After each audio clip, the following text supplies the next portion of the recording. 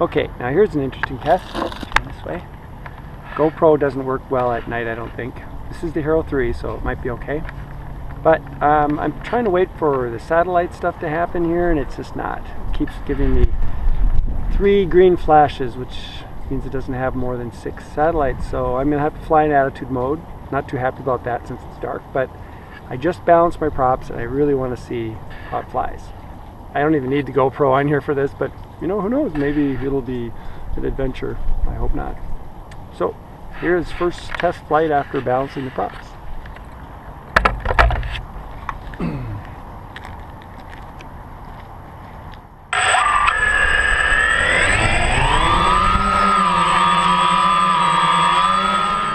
What I didn't mention in the intro here was that there was a pretty good wind blowing to the northwest.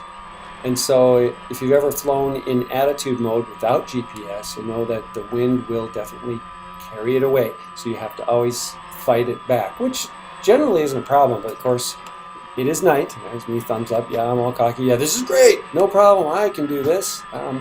And I was curious, how is this going to look? So I decided to go up a little higher so I could see some city lights and see what the Hero 3 could do in the evening.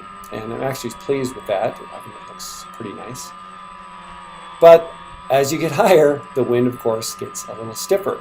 So I'll start compensating here, right here, and I'm starting to try to bring it back to the southeast. And I need it in a position so that eventually I can do a panoramic shot.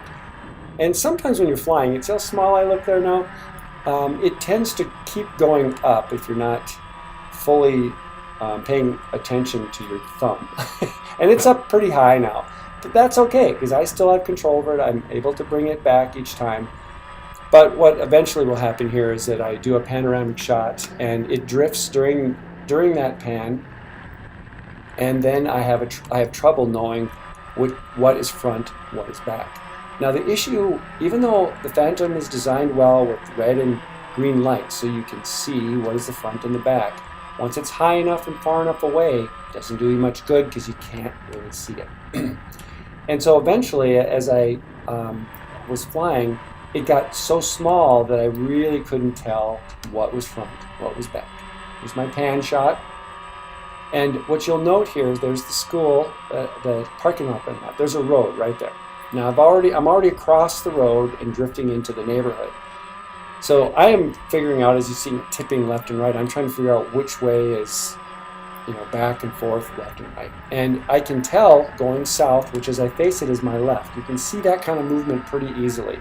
But what you can't see, and I didn't account for, was that when it's drifting away or coming toward you, you can't tell very soon or very early because it doesn't change very much. You have to hold it for a long time. So if I knew exactly what direction to go, I would have held it and eventually it would come home, hopefully.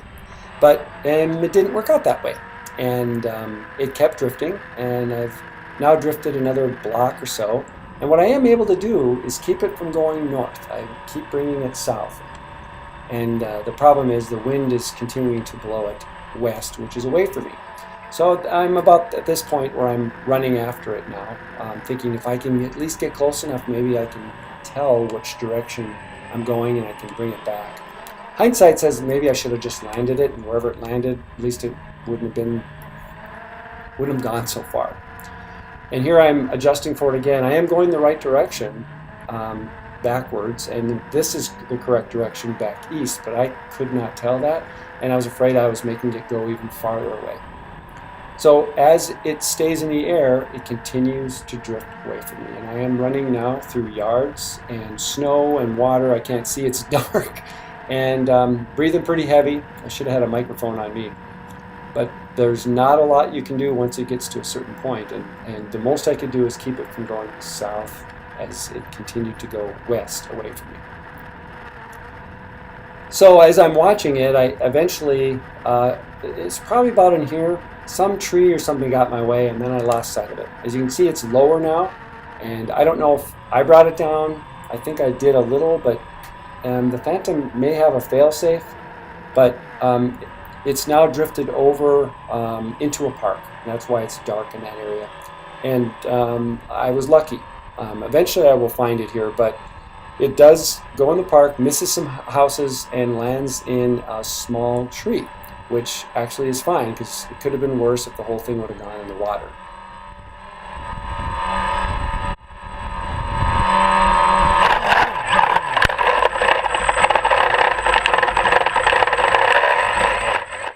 Sounds like nails on a chalkboard to some. Those are the rotors hitting the branches. When I finally got it back, the GoPro indicated the time was about 2 minutes that it sat and spun like that. I have no idea why it stopped. It could have been the battery, but the lights did stay on, which was my benefit. Of course, at this point, I'm still feverishly running around the neighborhood looking for it. I started coming back thinking I have to get my car and I'll drive around and look for it. Maybe I'll hand out leaflets. I don't know what to do because I'm not sure how to get it.